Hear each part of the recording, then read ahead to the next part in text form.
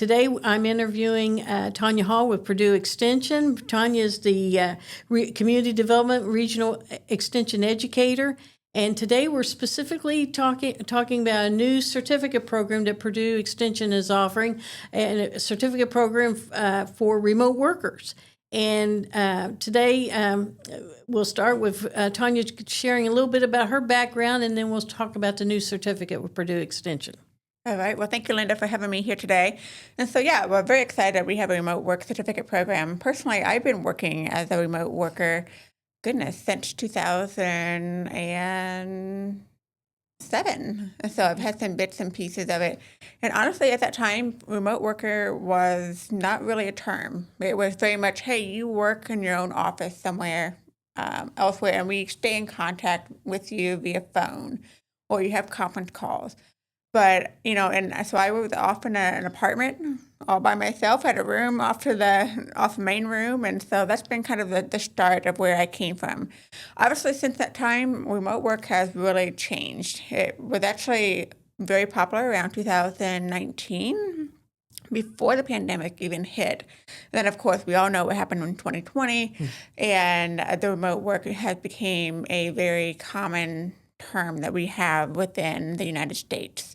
But I would argue that there's a lot of unknown about how to do remote work well.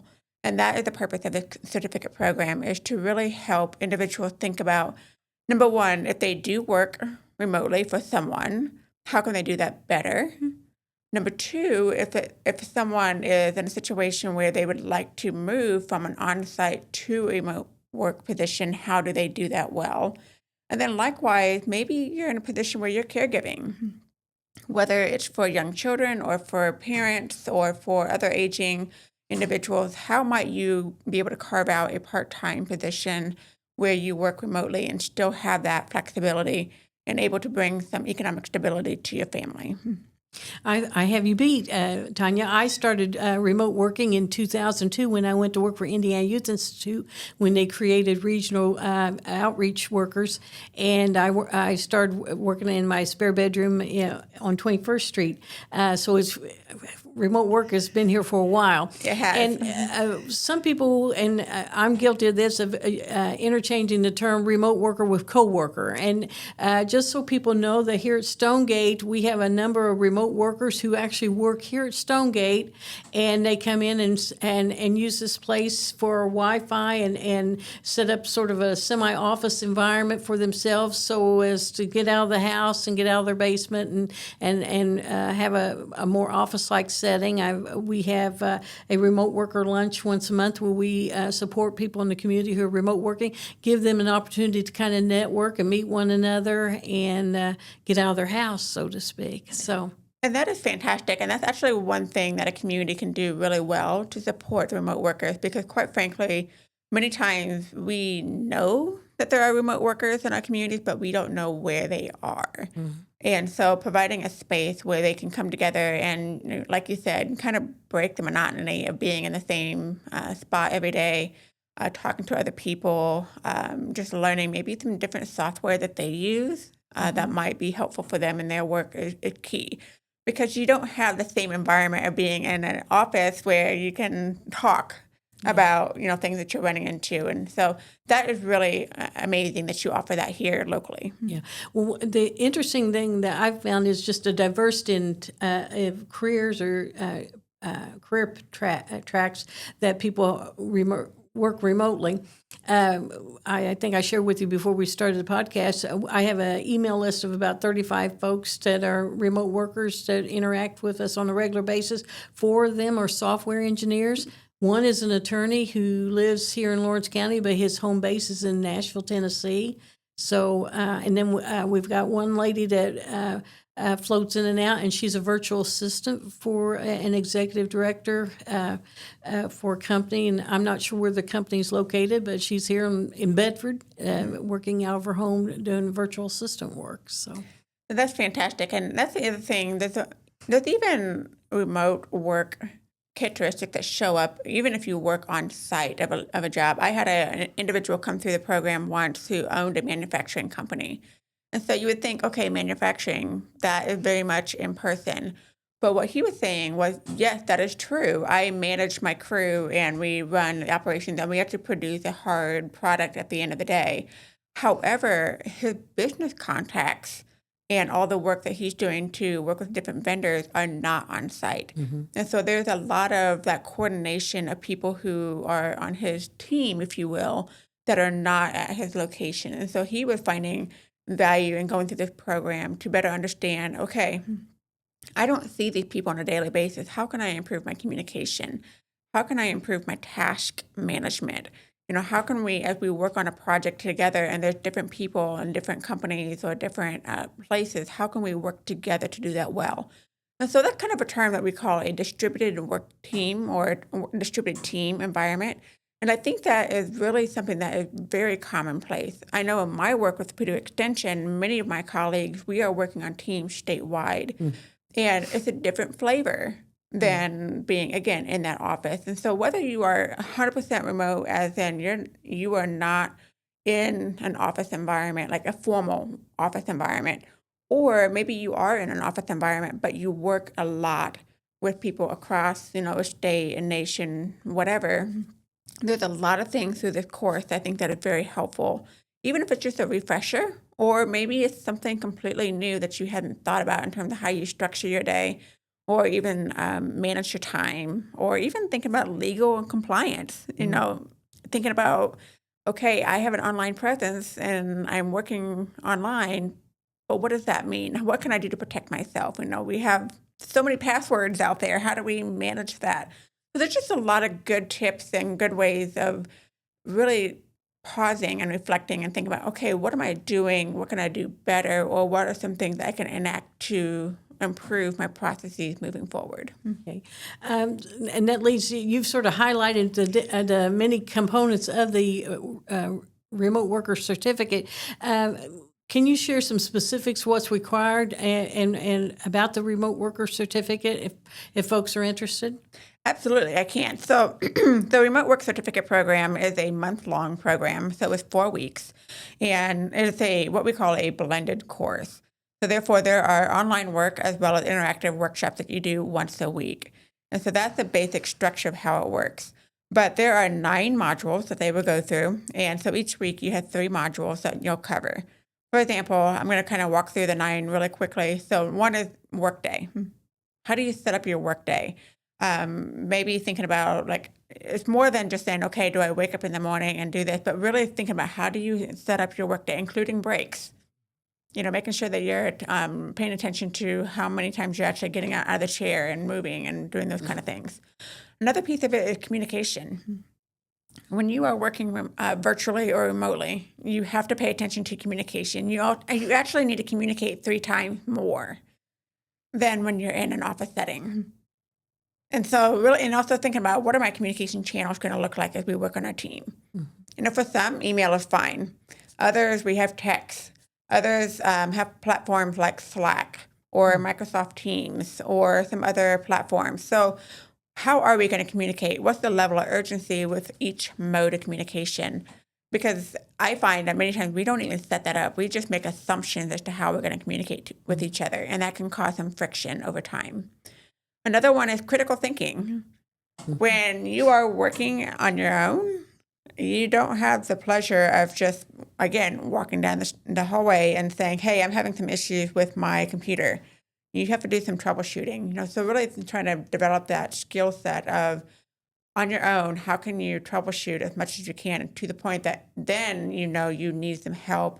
So just kind of that independence of doing that kind of work. Another piece of it is workflow. I mentioned task management. As you work remotely, you have a lot of tasks that you're working on. And for some people, they love that because they can focus solely on that. But for some others, they really need to have a defined system as to how do they do that. If you're going to be contracting, how are you going to keep track of your hours? And so thinking about different tools that you can use to help you be productive and efficient in the work that you're doing and staying on top of and be able to show to your superiors or your teammates that you're making progress on different projects. Another one is the teamwork. How we do teamwork virtually is different than how we do it in person. And so that, again, is thinking about empathy. thinking about, we all have a lot of things on our plate. And so if somebody doesn't respond to you within 5 minutes, how might you tackle that when it comes to teamwork? Again, that goes back to your communication channels. Are we using the right terms of kind of communication? Do we have clear expectations when it comes to that mode of communication? Those are some things to think about. And then I mentioned compliance and online security. So the password manager, thinking about how do we make sure that we are safe online? How do we watch out for different phishing, that we see the scams and emails, and how do we navigate those? And then finally, the final two components of the program is thinking about your virtual career. And so what does that look like? Maybe you need to develop your own personal brand. Maybe if you, again, that's more for like a freelancer or an entrepreneur. Maybe you need to think about, okay, how do I build up my digital portfolio? Maybe I need to brush up on my the skills that I have on my resume. Because again, when you do remote work and more of this kind of thing, this is more focusing on your skill sets. So that's really important to highlight. And then finally, there's a little bit of work on remote job development. And so again, thinking about, okay, through this program, what did you learn that you need to work on?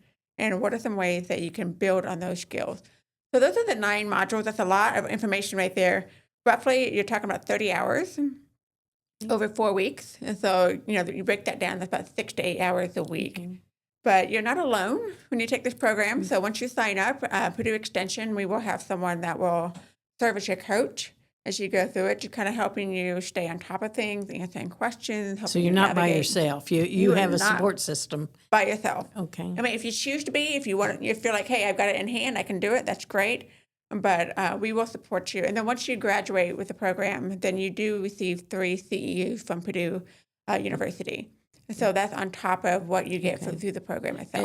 And that certificate they can put on their resume as a resume enhancer as they're applying for jobs, which is huge. It is. Yeah. Yes. What is the cost? So the cost is $199. Okay. One of the things with Stonegate, we received a grant from ROI, a digital towns grant to enhance digital literacy in the region. And so one of the things Stonegate will be doing is partnering with Purdue Extension to provide some scholarships for this remote worker certificate. So if anyone's interested in a scholarship, to take this class, contact myself or Tanya, and we'll explain the process.